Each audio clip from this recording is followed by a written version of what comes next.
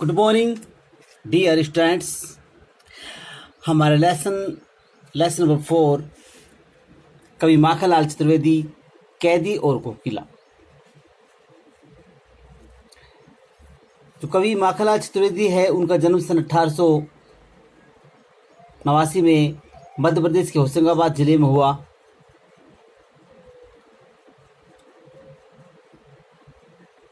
स्वतंत्रता संग्राम में इन्हें भी एक बार जेल में जाना पड़ा। जब ये जेल में थे तभी इन्होंने अर्धरात्रि में एक कोयल की आवाज़, एक कोकिला की आवाज़, पिक बहिनी की आवाज़, वसंत दूत की आवाज़ सुनाई दी। उस अर्धरात्रि में कोयल के कूकने से उनका ध्यान भंग हो गया और उन्होंने सोचा कि इस अर्धरात्रि में कोयल के कूकने का क्या कारण है।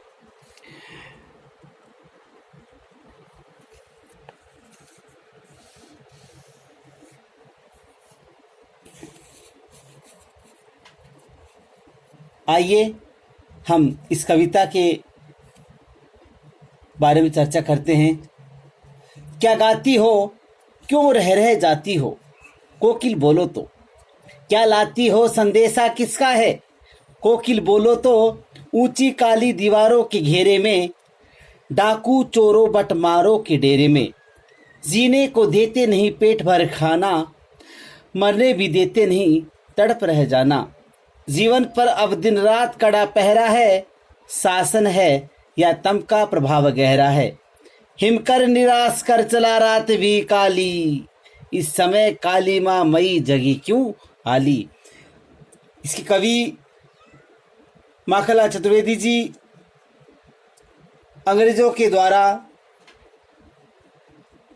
जो आतंक, अंग्रेजों के द्वारा कैदियों पर जो जुल्म किए जाते थे उनके बारे में बता रहे। कवि कह रहे कि जैसी वह कोयल अर्धरात्रि में कूकती है तो कवि कहते क्या गाती हो, कि हे कोयल। कवि माखनलाल चतुर्वेदी जी कहते हैं कि हे कोयल, तुम क्या गा रही हो, क्यों रह जाती हो। रह कर अर्थात रुक रुक कर क्या गाती हो। हे कोयल, तुम क्या गा रही हो और तुम रुक रुक कर क्यों गा रही हो। कोकिल बोलो तो, हे कोयल बताओ तो। क्या लाती हो, संदेशा किसका है। यह जो तुम संदेशा सुना रही हो, जो तुम संदेशा लाई हो, यह किसका संदेशा है। कोकिल बोलो तो, हे कोयल बताओ तो। ऊंची काली दीवारों के घेरे में, डाकू चोरों बटमारों के डेरे में। मैं यहाँ ऊंची और काली दीवारों के घेरे में कैद हूँ, जो डाकू चोर बटमार, राह में चलने वाले को लूटने वाले, राहगीरों को लूटने वाला बटमार। कवि ने कहा कि ऊंची काली दीवारों के घेरे में, कि मैं ऊंची और काली दीवारों के घेरे में बंद हूँ, कैद हूँ। डाकू चोर और ये बटमार का ये डेरा है, घर है। जो जेल है, जेल में तो भाई वही बंद होते हैं जो चोर होते हैं, डाकू होते हैं या बटमार होते हैं। लेकिन अपने देश की खातिर मुझे भी यहाँ पे क्या मान लिया है अंग्रेज सरकार ने, देशद्रोही मान करके मुझे भी कैद में डाल दिया है, जेल में डाल दिया है। कवि कहता है कि ऊंची और काली दीवारों के घेरे में मैं कैद हूँ। यह डाकू चोर और बटमार का डेरा है, घर है। जो अंग्रेजी जो अफसर है, जो अधिकारी है, कर्मचारी है, वो क्या कह रहे हैं कि जीने को देते नहीं पेट भर खाना। जो अंग्रेजी जो कर्मचारी है, जेल के जो कर्मचारी है, वो मुझे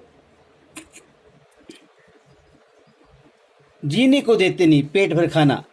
मेरे जीवन यापन के लिए, मुझे जीने के लिए पेट भर खाना भी नहीं देते हैं, मरने भी देते नहीं तड़प रह जाना।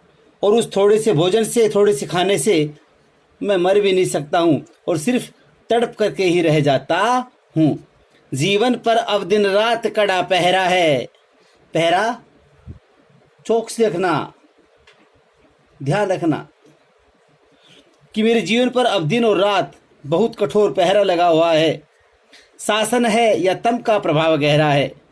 यह जो अंग्रेजी शासन है, यह एक प्रकार से अंधकार से परिपूरित, अंधकारयुक्त अंग्रेजी शासन अंधकार युक्त शासन के समान है, अर्थात अंधकार गर्दी का शासन है ये, अंधकार से युक्त शासन है ये। अंग्रेजी शासन अंधकार से युक्त शासन है। हिमकर, हिमकर का अर्थ होता है चंद्रमा। हिमकर निराश कर तुला रात भी काली, कि अब चंद्रमा भी निराश होकर के चला गया है, इसलिए जो रात्रि है, जो रात है, रात का समय है, वह भी काली, अर्थात रात्रि भी अंधेरी रात ही है, रात भी अंधेरी ही है, क्योंकि जो चंद्रमा है उसका जो प्रकाश नहीं आ रहा है। हिमकर निराश कर चला, चंद्रमा भी निराश होकर के चला गया है, इसी वजह से जो रात्रि है वह भी काली ही है, अर्थात अंधेरी रात है। इस समय काली माँ मई जगी क्यों आली, आली सखी, सखी क्यों कहा, क्योंकि कवि भी जग रहा है और कोयल भी जग रही है। इस अर्धरात्रि में जो कवि का मात्र एकमात्र जो सखी है वो सिर्फ और सिर्फ कोयल ही है, इसलिए यहाँ पर कवि ने आली कहा है, कोयल को सखी कहा है। इस समय काली माँ मई जगी क्यों आली, हे सखी इस काली रात्रि में, इस अंधकार, काली माँ मई अंधकार से युक्त, हे सखी इस अंधकार से युक्त रात्रि में तुम क्यों जग रही हो। Thank you students. इसके भावार्थ को अपनी हिंदी की नोटबुक में कीजिए। Thank you.